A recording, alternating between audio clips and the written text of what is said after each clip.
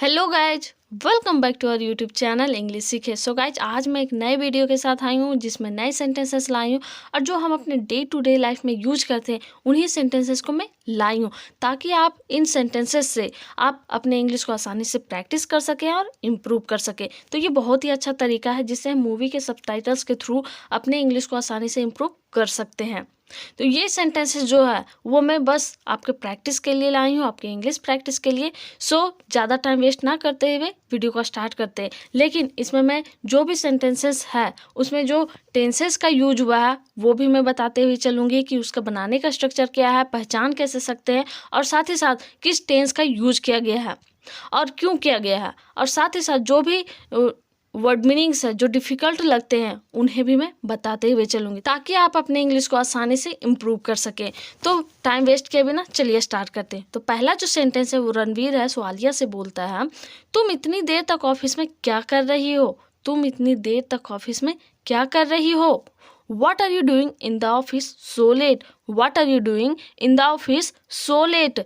यहाँ पे गाइज आप देख सकते हैं कि रही हो यानी कि हम जानते हैं, जो नहीं जानते हैं उन्हें मैं बता देती हूँ, या जो जानते हैं वो भी देखिए कि जो सेंटेंस के लास्ट में रहा है, रही है, रहे हैं, रहा हो होता है तो उसे हम लोग प्रेजेंट कॉन्टिन्यूअस टेंस बोलते हैं। यानी वो पहचानने का तरीका है जिसमें हम लोग बनाने का जो स्ट्रक्चर होता है सब्जेक्ट प्लस इज, एम या are plus verb four plus object. ठीक है, वर्ब फोर हम यूज करते हैं हमेशा, चाहे वो नेगेटिव में सेंटेंसेस हो, अफर्मेटिव में हो या इंटरोगेटिव में हो, डबल इंटरोगेटिव में जो भी हो, वहाँ पे हम लोग हमेशा वर्ब फोर का यूज करते हैं। और ये रहा है तो रहा है या रही हो यानी कि टिल नाउ अभी भी काम चल रहा है, इस जो प्रजेंटली काम चल रहा होता है वहाँ पे हम लोग प्रेजेंट कॉन्टिन्यूअस टेंस का यूज करते हैं। तो यहाँ पे बोला जा रहा है what are you doing in the office so late? What are you doing in the office so late? So late कहने का मतलब है इतनी देर तक। ठीक है, नेक्स्ट सेंटेंस है आज ऑफिस में थोड़ा ज़्यादा काम था। There was a little more work in the office today. Alia बोलती है रणवीर से आज ऑफिस में थोड़ा ज़्यादा काम था यहाँ देख रहे हैं, था यानी कि पास्ट में। लेट हो गया क्यों हुआ? क्योंकि ज़्यादा काम था, यानी पास्ट में काम हो चुका है, ज़्यादा काम था। जो पास्ट में हो चुका है उसके लिए हम लोग वाज वर यानी कि पास्ट कॉन्टिन्यूअस टेंस का यूज करते हैं। तो ये बोलती है आज ऑफिस में थोड़ा ज़्यादा काम था। There was a little more work in the office today. There was a little more work in the office today. और पास्ट कॉन्टिन्यूअस टेंस का जो यूज करते हैं उसे हम पहचान कैसे सकते हैं? तो जिस सेंटेंस के लास्ट में रहा था, रही थी, रहे थे, था होता है तो वहाँ पे पास्ट कॉन्टिन्यूअस टेंस का यूज करते हैं। तो इसका बनाने का स्ट्रक्चर क्या होता है? स्ट्रक्चर इसका होगा सब्जेक्ट प्लस वाज या were plus verb four plus object. According to subject हम लोग वाज या वर यूज करेंगे, अगर सिंगुलर है तो वाज का यूज करेंगे, आई के लिए भी वाज का यूज करते हैं, और बाकी जो प्लूरल है दे, यू, वी, तो उन लोग के लिए हम लोग क्या यूज करते हैं? वर का, और हमेशा वर्ब फोर का यूज करते हैं। लेकिन आप बोलेंगे यहाँ पे वर्ब फोर का तो यूज नहीं है, तो यहाँ पे काम का बात नहीं हो रहा है। एक्शन के लिए हम लोग वर्ब फोर का यूज करते हैं, किसी सब्जेक्ट मतलब किसी नॉन के लिए नहीं करते हैं। काम है, काम करना था, करते तो एक्शन होता ना, काम था तो वो तो एक वर्क हो गया ना, तो वहाँ पे हम लोग एक्शन फोर का यूज नहीं करेंगे। सो ये बोलती है there was a little more work in the office today. Next sentence है ठीक है अब वहाँ से तुरंत निकलो और घर आओ। अब ठीक है अब वहाँ से तुरंत निकलो और घर आओ। Okay now get out of their immediately and come home. Okay now get out of their immediately and come home. ठीक है, तो कम होम जल्दी आओ सिंपली टेंस में बोला जाता है। प्रेजेंट टेंस में जैसे बोलते हैं ना ये काम करो, डू दिस वर्क, या डोंट डू दिस वर्क, ये काम मत करो, तो ये सिंपली बोल रहा है ठीक है वहाँ से तुरंत निकलो। सिंपली बोला जा रहा है now get out of their immediately, तुरंत इमिडिएटली, और घर आओ and come home. So simply बोल रहा है ये okay now get out of their immediately and come home. Next sentence बोल रहा तुम्हें याद है ना कि हमें पार्टी में जाना है। तुम्हें याद है ना कि हमें पार्टी में जाना है। You remember that we have to go to a party. We have to go to a party. Have to use किया गया है। जाना है, यहाँ पे जहाँ हम लोग एक तरह से यूज करते हैं मजबूरी का हो या कोई काम नेसेसरी का हो, वहाँ पे हम लोग हैव टू का यूज करते हैं। साथ ही साथ टू के बाद हमेशा वर्ब वन का ही यूज करते हैं।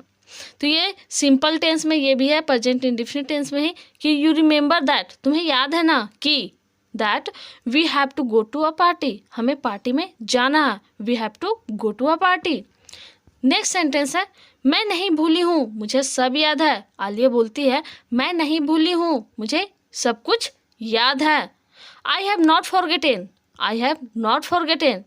सो गाइज ये यहाँ पे कौन सा टेंस है, यहाँ पे पास्ट परफेक्ट टेंस का यूज किया गया, जिसका बनाने का स्ट्रक्चर होता है सब्जेक्ट प्लस हैव या has plus verb three plus object. और एक चीज़ हमेशा याद रखना कि सब्जेक्ट जो पास्ट परफेक्ट टेंस का स्ट्रक्चर हम लोग बनाते हैं, चाहे नेगेटिव में हो, अफर्मेटिव में हो, इंटरोगेटिव में हो या डबल इंटरोगेटिव में हो, हमेशा हम लोग वर्ब थ्री का ही यूज करते हैं, हमेशा। तो फॉरगेट का वर्ब थ्री फॉरगेटेन यहाँ यूज किया गया। मैं नहीं भूली हूँ, I have not forgotten, I have not forgotten.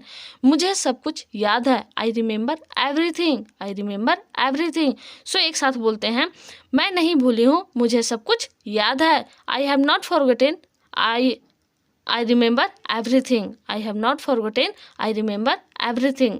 So guys ये बहुत ही अच्छा तरीका है जिससे आप अपनी इंग्लिश को प्रैक्टिस कर सकते हैं। साथ ही साथ अगर आप चाहें वीडियो को पॉज करें और जो भी मैं सेंटेंसेस बोलती हूँ उससे साथ साथ आप बोलें और कमेंट सेक्शन में आप इसे टाइप करके कमेंट कीजिए, क्योंकि इससे आपका प्रैक्टिस हो जाएगा। पेन पेंसिल कॉपी का यूज कर सकते हैं, नो डाउट, और ये अच्छा भी है। लेकिन अगर आप नहीं यूज करना चाहते हैं तो ये बहुत ही अच्छा तरीका है जिससे आप कमेंट सेक्शन का यूज करके अपने इंग्लिश को इम्प्रूव कर सकते हैं। जो भी आपको क्वेश्चन है वो भी आप पूछ सकते हैं, साथ ही साथ जो सेंटेंसेस है वो भी आप कमेंट कीजिए, आपको इससे प्रैक्टिस हो जाएगा डबल। सुनिएगा भी, देखिएगा भी, पढ़िएगा भी और लिखिएगा भी, तो ये बहुत ही ज़्यादा बेनिफिट होगा आपके लिए। नेक्स्ट सेंटेंस है मैं कोशिश करूँगी कि 7 बजे शाम तक पहुँच जाऊँ, मैं कोशिश करूँगी कि 7 बजे शाम तक पहुँच जाऊँ। I will try to reach by 7 PM, I will try to reach 7 PM। ये बोलती है मैं कोशिश करूँगी कि 7 बजे शाम तक मैं पहुंच जाऊं, I will try to reach by 7 PM।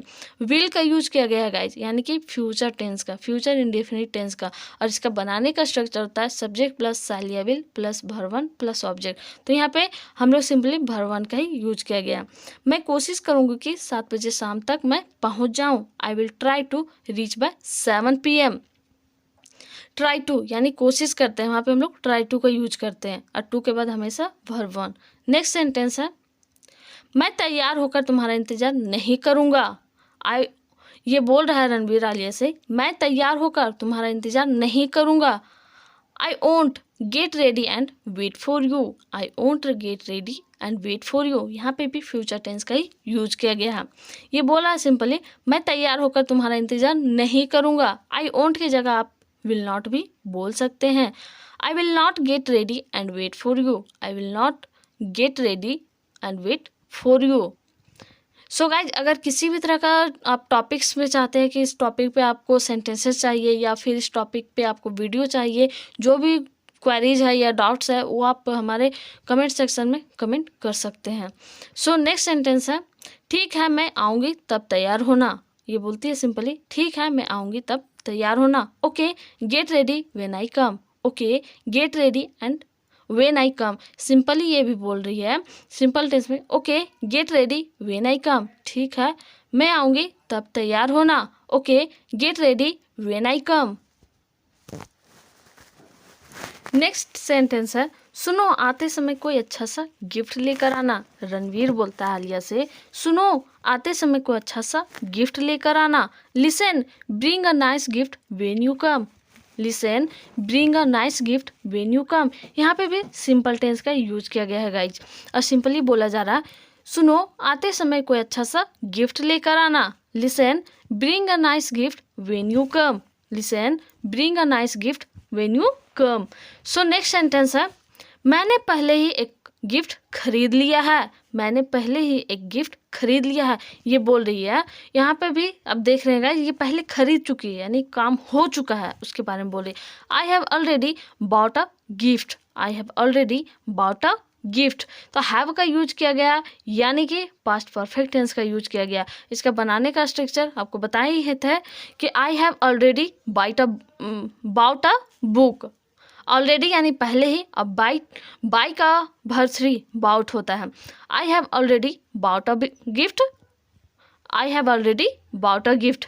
So guys ये सेंटेंसेस थे जो हम आसानी से बोल सकते हैं या जो भी हम अपने डे टू डे लाइफ में यूज करते हैं। सो वीडियो अगर अच्छा लगा तो लाइक करें, शेयर करें। अगर हमारे यूट्यूब चैनल इंग्लिश सीखे को नहीं सब्सक्राइब किए हैं तो please subscribe to our YouTube channel and bell icon को भी ऑन कर लें, ताकि जो भी नोटिफिकेशंस हमारे चैनल के थ्रू मिलती है आपको तुरंत मिले। और साथ ही साथ कमेंट करना ना भूलें, वीडियो कैसा लगा, क्या इंप्रूवमेंट चाहिए, किस टाइप का वीडियो चाहिए, और जो सेंटेंसेस है वो भी आप टाइप कर सकते हैं। इससे आपका प्रैक्टिस होगा, और जो भी आप टाइप करें ट्राई करें इंग्लिश में करें, क्योंकि इससे आपका कॉन्फिडेंस लेवल भी बढ़ेगा और प्रैक्टिस भी होगा। So thanks for watching my video. Thank you.